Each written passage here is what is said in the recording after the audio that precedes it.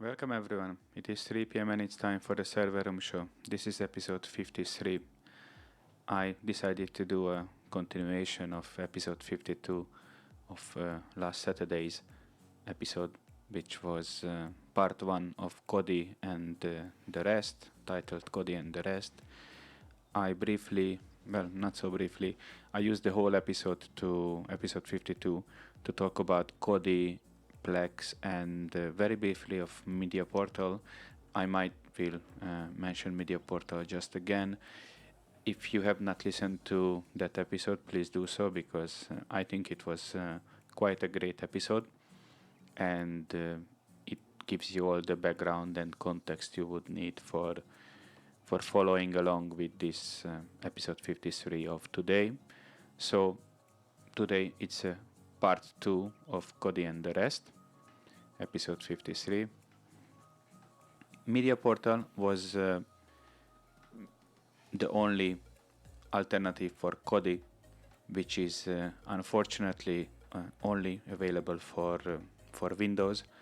I think it's a big letdown in my opinion, because I personally did like Mediaportal, as I mentioned in the previous episode, and I used it to watch my then small TV series collection. I actually watched 6 Feet Under, the whole all the seasons and all the episodes on Mediaportal on Windows, and I liked it. And when I switched over to full time to be a full time Linux user on my computer at that time, I really missed Mediaportal, because I got used to the interface and the layout, and it was doing its job pretty well. I mean, I really liked it.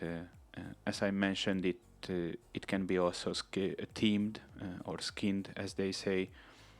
They have it has live TV and PVR functionality, music, radio, the movies and the TV shows, and those remote controls integration with all those MC compatible remote controls, which I wanted to buy. It was around 25 euros, and I never came around to buy it eventually, because as I said, I couldn't afford it at that time. It still hurts me up until today. So yeah, I would like Mediaportal if it was available for more platforms, like maybe not on macOS, but at least for Linux, because I have personally good memories using Mediaportal. The next alternative in the list of alternatives for Kodi is Emby. One of the things I love in Emby that it has the IPTV support built in, the feature which I mentioned again, and I mentioned in episode 52, the feature I miss most from Plex Media Server. But if you listen to the previous episode, then you know why. Most probably Plex doesn't have this option, and why it does everything not to have this option available through a third-party add-on or a plugin system, which actually they even discontinued, as you heard in the previous episode. However, the same exactly in the case like of Plex, a premium subscription is required to acquire certain premium features. For example, the live TV and DVR, just like with Plex. In the case of Emby, it's called Emby Premier.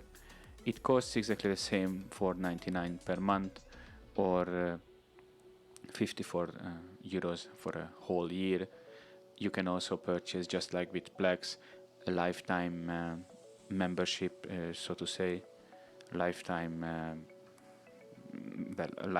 license to be able to use these premium features, and it costs 119 euros at the time of this episode airs. In these premier features, or premium features, however you wanna call it, is pretty much close or identical to what Plex Pass offers to you. The same features we saw there, the offline media, the DVR feature. It mentions the client apps to be free for the different platforms. I don't know how it comes up as a premium feature, because I think if a media server or a media center wants to be successful, the client applications must be free, because I mean, you don't want to be restricted because, oh look, I also want to enjoy my content on this piece of let's say Android device, or in this iPhone or Apple device, and I have to buy a separate I have to pay a small fee because each of those uses a different client app, one for example Android and one for iOS, and I wouldn't be happy with that. I didn't look more into this, that if you can get for free the client apps on these mobile platforms for free without the Premiere subscription in Emby or not. If not, then it would be a real bummer, because in the case of Plex, for example, or most of any else, these applications are always free. Cover art also mentioned as in those Premiere features. Again, that should be in the basic offering. Cinema mode, the trailers and the custom intros, I understand these are premium features. The cloud sync, there is something called the Emby Theater app for the TV. I guess they mean smart TV. Convert content to streaming friendly format.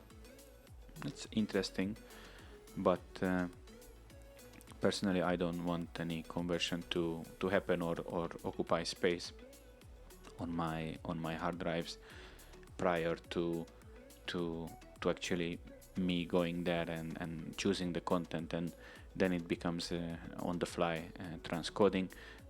Maybe in the case where someone is struggling with perhaps on the fly transcoding, this kind of pre-conversion of the media to streaming friendly format, maybe that would be a solution in their case to overcome that issue. That's where I think this feature could come handy. Folder synchronization, to sync your media to folders and external hard drives, actually to serve as a form of easy backup for archiving and converting purpose. I think it is kind of nice. Podcasts included also in the Premiere features. I think podcasts should be included in the free tier, so to say. Backup and restore server configuration as well. I think these features are basic. Smart home integration with Amazon Echo and Google Home. Yeah, of course, I completely agree with to be a premium feature. You can see a screenshot of Emby on my screen if you're looking at the video feed. It looks very pleasing. It reminds me a lot like the others, like Plex and the likes. It's good. The next alternative for Kodi is actually a strange piece. It's called Jriver Media Center, which was originally called Jriver Media Jukebox. Pretty much the only application on this list which has a no free tier, though it has a free trial. It is 100% a paid application. It is also one of the oldest, initially released in 1998. It was written entirely in C++ and exists for Windows, macOS and Linux platforms. It's a multimedia application, a jukebox like its original name suggests, most similar to the now disappearing iTunes application, which uses most of the screen to display a potentially very large library of files. It can rip and burn CDs and supports static and dynamic playlists. So it's very jukebox-like features, so to say. It allows access via the network to its library, kind of like as a TiVo server or a UPnP and DLNA server, and the central machine can also act as a library server, sharing its content up to five clients. It has a web services integration through Netflix. However, now it's depreciated. It's a bit sad. It has additional plugins to different services, to Audible, Amazon Music, CD Baby, I never heard of that, Hulu, MediaNet, YouTube, HD Tracks, I remember of those. Digitally imported, which if I remember it was a radio station with different genres or stuff. It reminds me, I heard it ages ago. I don't know if it still exists or still in business. I will probably go Google after the show. Radio tunes, podcasts, Shoutcast server, and Last.fm mentioned in between the plugins. You can see a screenshot of Jriver Media Center application on my screen. Indeed, it really reminds me of those older iTunes screenshots, not the latest and before it faded away. It's really kind of like a jukebox application where you can browse your content, and you can see that it does audio, photos, video, podcasts, playlists, and these mentioned services and plugins. It's definitely an interesting piece of application. So I really like the fact that it can share its libraries through the network with up to 5 clients. It can act as a UPnP or DLNA server, this central machine where you set it up, and then you can use client applications to connect back to it and actually enjoy the content. I definitely see use of this piece of application. I understand that sometimes you don't need all the bells and whistles like Plex and the different other alternatives, and you want something, let's say, more familiar to applications you used in the past. And definitely this old vibe of iTunes like interface, so to say, it can be very familiar and pleasing for many. And I can imagine it being used in different scenarios where what it does, it's actually enough. I would mostly use it for audio collection, I might add. So if you have more of your content on the music and the audio side, and you want these podcasts and those shoutcast integrations, so you can listen to perhaps live radio stations like Anon Radio and Tilde Radio in all in one application, then I would even recommend Jriver Media Center. However, I don't really see it being used in my case for a video, movies and TV series kind of libraries. So as long as music goes and audio content, I think it can even be a great alternative. The moment when it's about movies and TV shows and whatnot, I think Plex and those other alternatives mentioned are a better fit. It's just my opinion.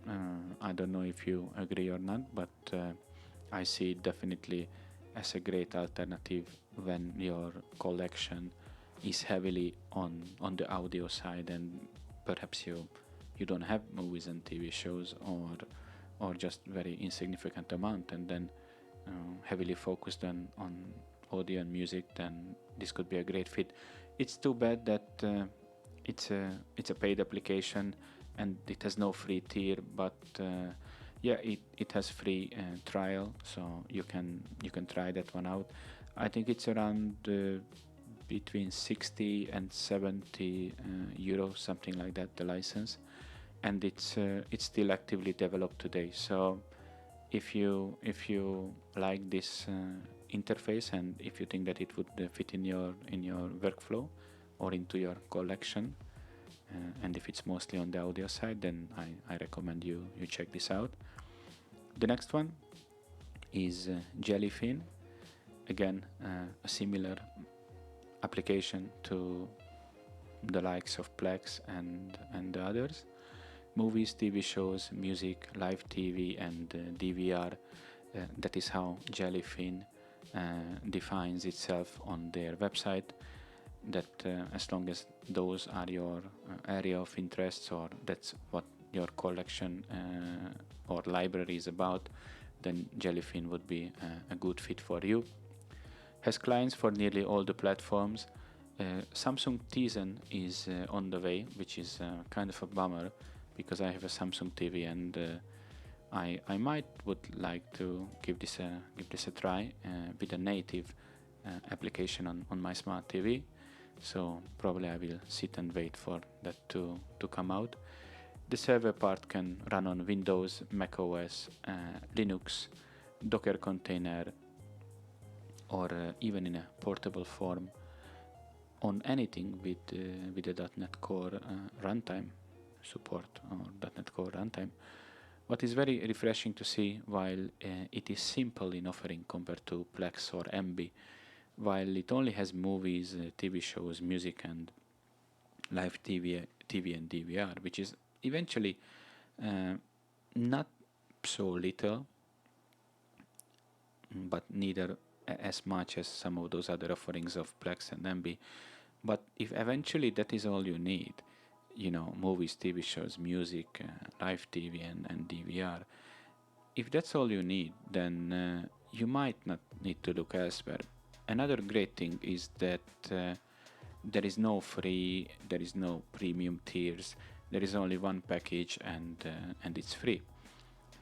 Sure, if you need the bells and whistles found in Plex or Emby, as I mentioned, or even in Mediaportal, like radio, another ones had podcasts, or IPTV, collected news, ad-sponsored movies and TV shows from the likes of Plex, then yeah, you might need to look somewhere else, but make sure that you know that most of those features, those extra features you might be after, is normally come for a monthly fee, or which you have to pay out. Most of the time it's $4.99, or starts from $4.99, or you can go for a lifetime pass, as I mentioned before, on those chosen platforms. And you have to definitely look out for discounts, like the upcoming Black Friday, when these lifetime passes normally go down significantly on price.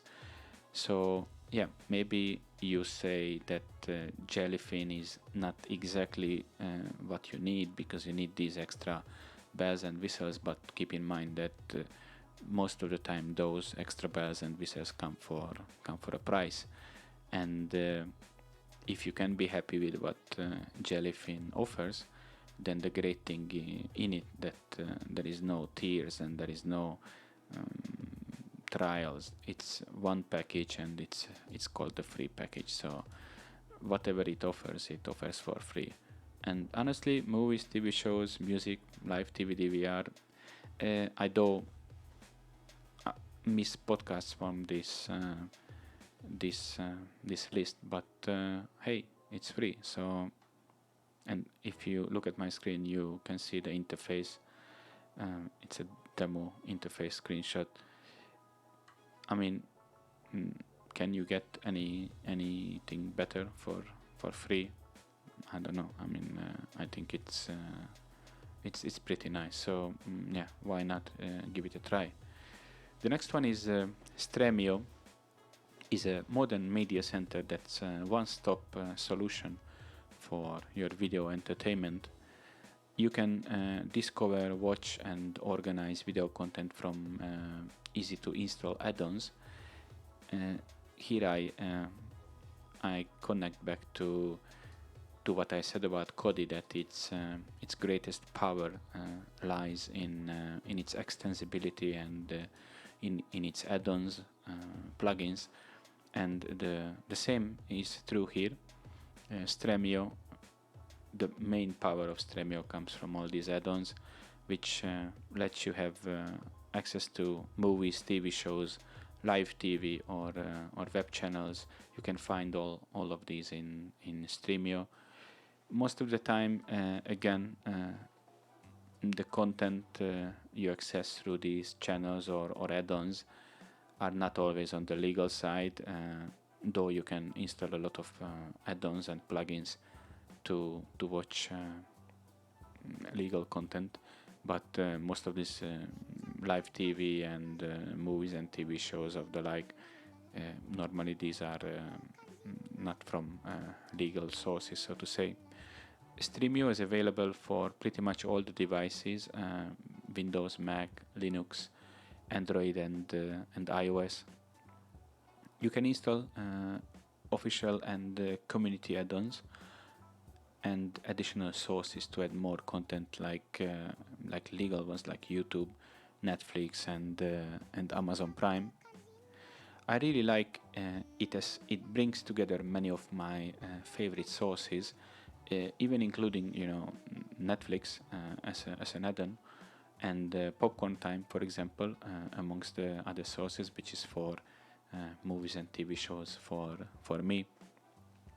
Streamio really deserves your attention, as it's great to bring many sources together effortlessly for you, the viewer. And if you look at my screenshot on the show notes, I think it's a quite pleasing interface, at least for me. It works great on Linux or on anywhere else I tried, and it's great. Give it a try. The next one is MyTV, which is quite an old one. Again, started at 2002. MyTV is a free open source software digital video recorder, DVR. It also allows to organize and manage your video library, and it provides similar functionality to Plex, though Plex is much more streamlined and perfected towards that goal, where MyTV is more focused to watch, pause, rewind, and record live TV. Watching it through MyTV also offering EPG support, pretty much like modern set-top boxes or IPTV streaming boxes, similar to, as we mentioned, in Kodi. I have a screenshot in the show notes showing a live TV with EPG information, and you can stop and go back in the program. It's great if your content mostly comes from live TV and free-to-air channels. Then, as it does also DVR, it's definitely a great piece of application. And as it's from 2002, it's a really solid and mature code behind it, and it's a great piece of tool. These were all the alternatives to Kodi and the rest, as I call the episode. This was part 2. I have some extra things to mention in connection. I call them add-ons and extras. For example, these MCE compatible remote controls, the ones I mentioned that I couldn't afford back in the time. I pasted one or two screenshots on the show notes. Nowadays you can pick one up compatible with this MCE protocol, or how you want to call it, from 13 euros up to 20 some euros, and you can really get a great experience with the remote control using some of these systems. For example, Mediaportal works with them out of the box. Some other mentioned applications probably works to some extent, or you need to do some additional ups and downs to make them work. But practically they are an infrared remote controller, so you can pretty much teach them to do anything on a computer. So that's great. I still like those. The TV tuner add-ons would be another great add-on. Silicon Dust HD Home Run is definitely the best one I have seen out there. It comes in two versions, DVB-T, 2 tuners or 4 tuners, and DVB-C with 4 tuners. You have to make sure you know the signal type you have in your country or region, and to make sure that it's 100% compatible with what you have. You can receive with these free local TV via antenna, free to air, and in the DVB-T version or cable TV subscription via the DVB-C models, and you can then stream these to your clients in your existing home network, to your tablets, to your phones, and the others using your home network Wi-Fi or cable. These boxes are not compatible with the popular IPTV type of services. For that anyway, you have Kodi and other apps, and also you can get an IPTV compatible streaming box if you wish to have a separate physical box for it.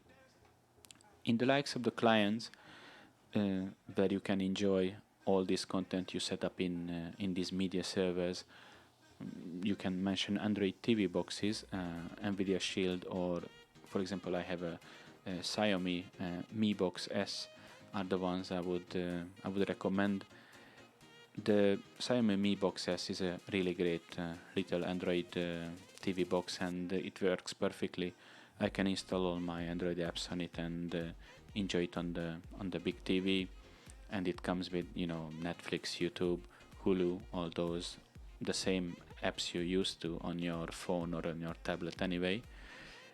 I'm seriously thinking of an Nvidia Shield Pro TV box just to see the performance as a Plex server, but I mentioned that for the same price I can get a GPU for a DIY Plex server. Smart TVs would be the other popular choice of clients to enjoy the content from your media server. I had the best experience with Samsung Smart TVs.